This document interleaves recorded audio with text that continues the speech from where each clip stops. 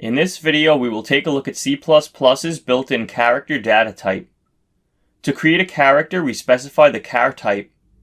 For example, we can create a char variable named letter that we set equal to the letter A inside of single quotes. When we have one letter inside of single quotes, it is what we refer to as a character.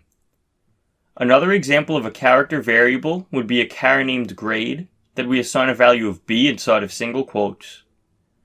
We can also create multiple character variables on one line, separated by commas. For example, we can create a char variable A set equal to A, then a comma, B set equal to B, then a comma, C set equal to C. This line of code creates three character variables A, B, and C, and sets them equal to their respective character values. Aside from these examples of characters, there are also escape sequences that have special meanings in C++.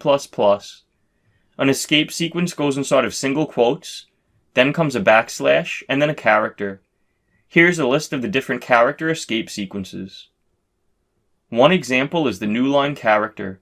To see an example of this escape sequence in action, let's output to the console our variable A, then the new line character, then the variable B.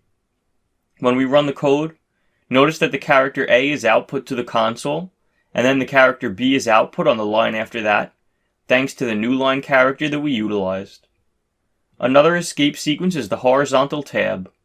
For example, we can output a tab, and then the characters A, B, and C to the console. When we run the code, notice that A, B, and C are indented with a horizontal tab.